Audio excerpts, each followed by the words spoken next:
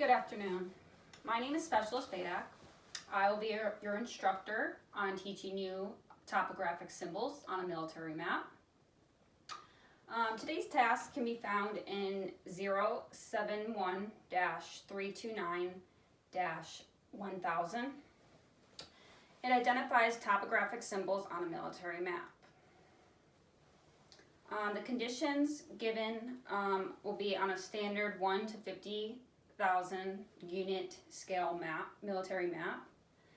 And our standards today are going to be identifying topographic symbols and marginal information on a military map with 100% accuracy, along with looking over the colors that can be found on the topographic map. Today's safety risk is going to be, the overall risk assessment will be low. We do need to look out for this couch, this rug, so I don't trip. And I already went and moved my plants and the stool out of the way. So let's get started. Some topographical features that you'll find on a map are going to be the colors. The first color that we'll go over is black. This illustrates cultural man-made features such as buildings and roads, surveyed spot elevations, and all labels will be in black. The red-brown color is combined to identify cultural features, all relief features, non-surveyed spot elevations, and elevations such as contour lines on red light readable maps. The blue color identifies hydrographic or water features such as lakes, swamps, rivers, and drainage. Green identifies vegetation with military significance such as woods, orchards, and vineyards. Brown identifies all relief features and elevation such as contours on older edition maps and cultivated land on red light readable maps. The red color classifies cultural features such as populated areas, main roads, and boundaries on older maps. Sometimes you'll find other colors that may be used to show special information, such as a rule. These are indicated in the marginal information.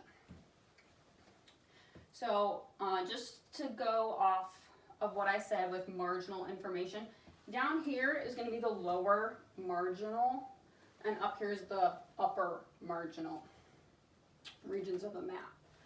So these two maps, for demonstration purposes, I'm just going to use regular maps instead of a military map. But we're still going to go over the same thing. Up in this upper marginal area, the name of this map is this sheet. Well, it's called the sheet name. This map is called the Southeastern States. And over on this map, it'll be in bold print in the center of the map margin. This one is Georgia. Next will be the sheet number. That's always going to be in bold print up in the upper right hand corner. This is the upper marginal area. It sometimes is in the lower left area as well. The series name can be located in the upper left marginal area. And the scale, for instance, this one that I wrote out, is usually located in the upper left margin. This one, it reads 1 to 912,384 units for this one. And then over here, this scale, because it is larger, it covers more states. This is a 1 to 1,901,000 unit scale.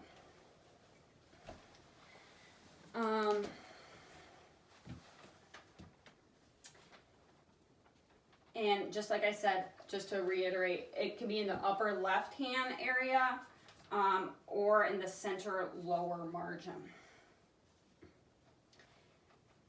The series number can be located in the upper right margin, right here, or in the lower left margin. And that's normally a 4-digit number.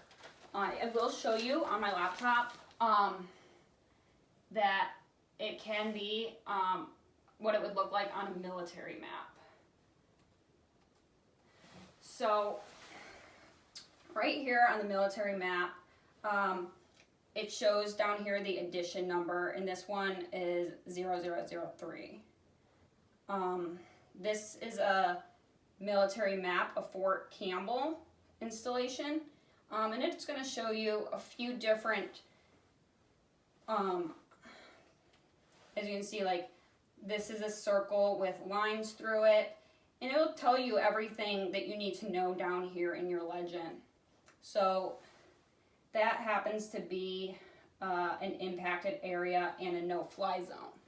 So you can find all of that down in the lower margin. That'll tell you all of your symbols for topographic maps. Just to go over again on this military map, here's the series name, the top left corner, the sheet name in the middle in bold print. And then over here is the series number, the 0003, and also the sheet number, which is V7415.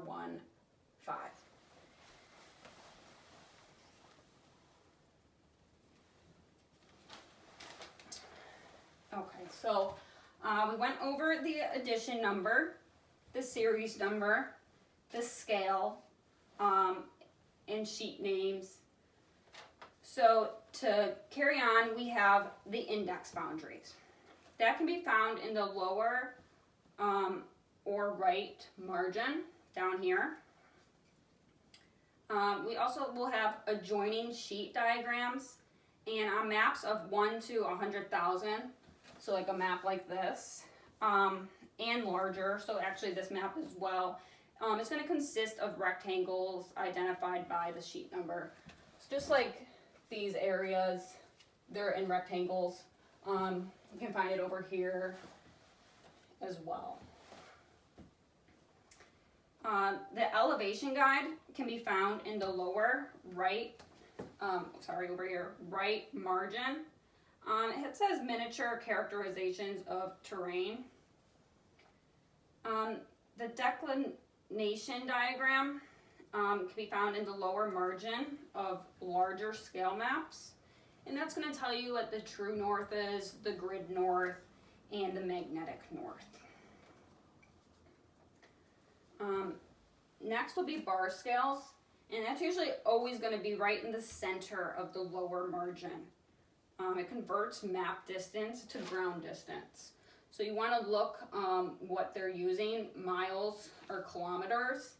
You can always use your protractor, measure that out of the distance you're going, and just like I said, always be aware of miles or kilometers because you don't want to use the wrong unit.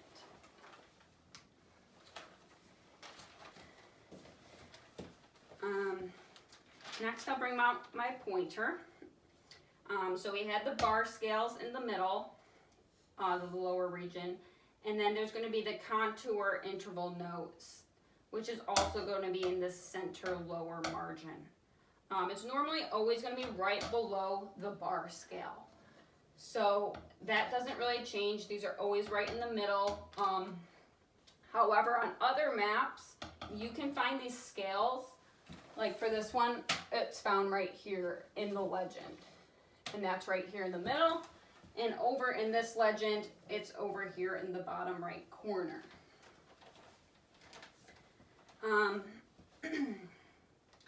Next will be spheroid notes. They're going to be in the center lower margin. It identifies and defines X, Y, and Z axis of the Earth. Then there's the grid note, which is in the center lower. margin. It has info pertaining the grid system. The projection note is also in the center lower, and there are 3 types, which I will read to you off my TC.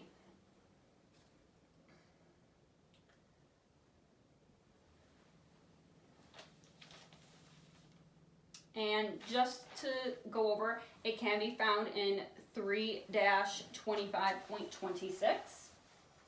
And right here, it'll tell you the projection note. The 3 types are 80 degrees south and 84 degrees north maps at scales larger than 1 to 500,000. They're based on the transverse.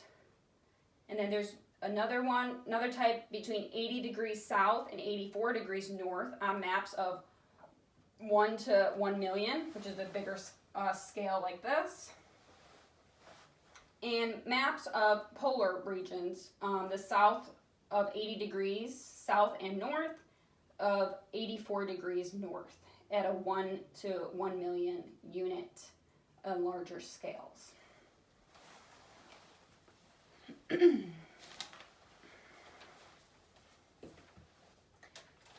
The vertical datum note is going to be located in the center lower margin. This has level surfaces taken from surface of reference to determine elevations. The horizontal datum note is going to be in the center lower margin. And then there's the control note in the center lower margin, which has special agencies involved in control of technical aspects. The preparation note indicates the agencies responsible for preparing the map. That's in the center lower region as well. Printing note, it's also in the center lower, and these are just one below the other. They're all going to be right here in the middle of the lower margin.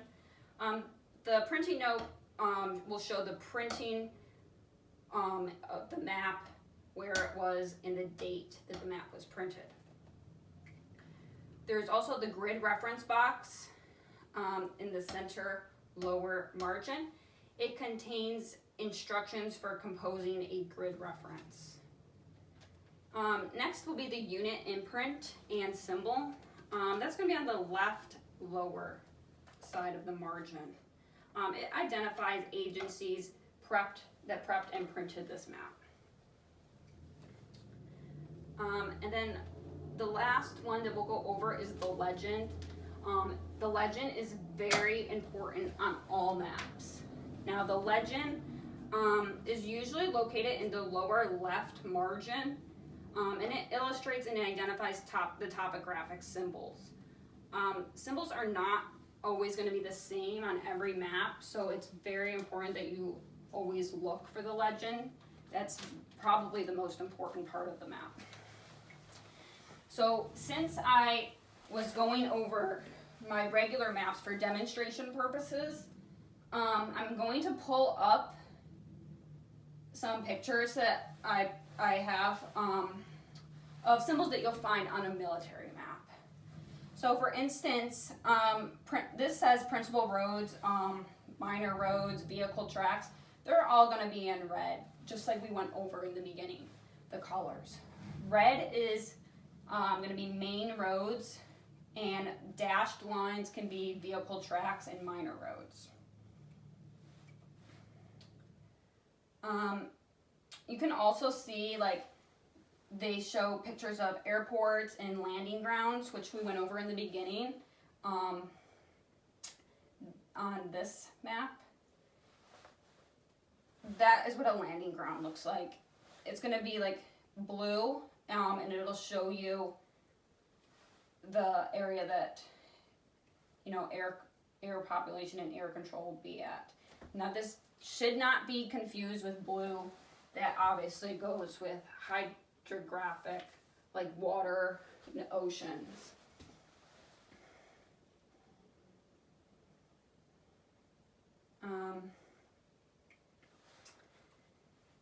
So Another symbol, as I'm trying to show you, is buildings. They will be a black square. They're going to always be on military maps. It'll show you that it's man-made. Always a black square means buildings, skyscraper, one of those. You'll also see schools and churches, which are also a black square, but schools have a flag on top and churches will have a cross. Some other things you'll see, now it's not on every map, is a racetrack. That is black because it's man-made. And then like airports, which shows like the crossing and landing strip.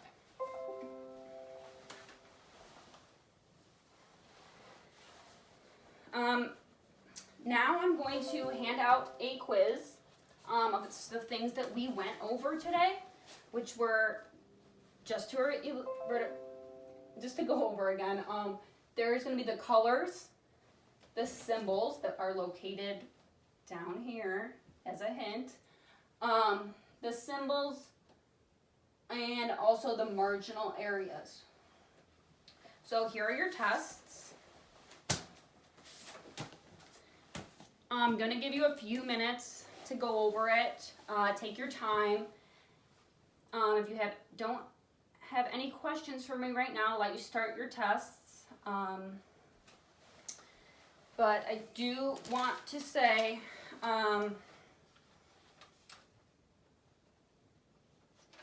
if you don't pass this test, I'm going to have to re-evaluate you guys, and then I'll have to teach some of this over just so I make sure that you all understand it. We just want to make sure that you're trained, practiced, and or untrained, so that we can have satisfied and sustained levels of achievement on this. So after you're done with your tests, we'll go over that AAR, what was supposed to happen, what did happen, and any improvements or sustainments that you have for me today. And did anyone notice any new hazards in this class besides my plant that I moved out of the way? Okay, if not, I will be collecting your pens, papers, and pencils. We'll clean up this site and do a quick police call, and then we'll close out today's training site. Okay, today's training site is closed, and thank you for attending my class.